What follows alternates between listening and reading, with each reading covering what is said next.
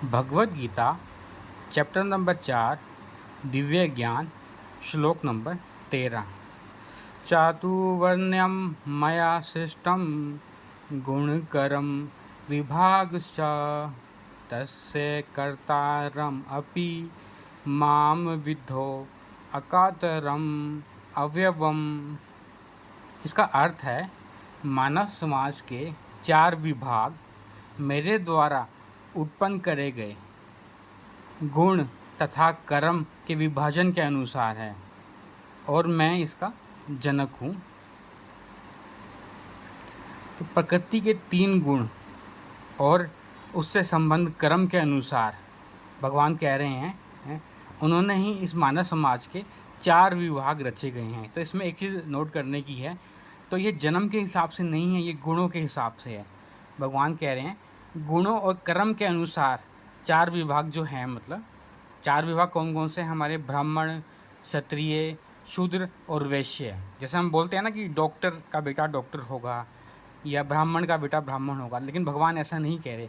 भगवान क्या कह रहे हैं? प्रकृति के 3 गुण, सतोगुण, रजोगुण, तमोगुण, और उसकी वजह से जो संबंध कर्म है उसके अनुसार उन्होंने मानव समाज के 4 विभाग रचे गए हैं।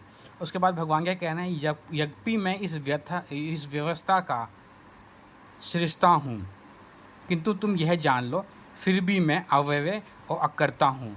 भले ही भगवान ने इन सब चीज़ों को बनाया हुआ है, उसके बाद भी मतलब भगवान एक तरह से अकर्ता हैं और अपरिवर्तनीय हैं। तो भगवान क्या है? सभी वस्तु के सृष्टा हैं, सभी वस्तु को उन्होंने बनाया है, सब वस्तु उनसे उत्पन्न हुई हैं मतलब, और पढ़ने के बाद वहीं पे समा जाएगी, ठीक है। लेकिन ऐसा नहीं है कि भगवान उससे एसोसिएटेड है या भगवान को भी करता हो गया। भगवान अकर्ता हैं और अपरिवर्तनीय हैं मतलब। तो जैसे नॉर्मली क्या होता है, जाति प्रथा में क्या रहते हैं, ये बोलते हैं कि ये शूद्र हो गया, ये ब्राह्मण हो गया, लेकिन भगवान कह रहे हैं जो 4 व्यवस्था जो बना रखी है मानव समाज की, जो भगवान ने बनाई है वो व्यवस्था उनके गुण और कर्म के अनुसार है। यदि किसी को ब्राह्मण बनना है तो उसको ब्राह्मण वाले गुण और कर्म होने चाहिए भगवान के हिसाब से। जो मानव समाज ने जो जाति प्रथा बनाई है वो शास्त्रों के हिसाब से नहीं है, भगवद गीता के हिसाब से नहीं है मतलब, ठीक है।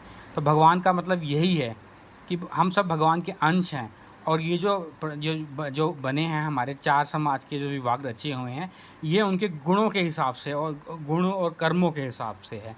तो यही इसका सार है। हरे कृष्णा।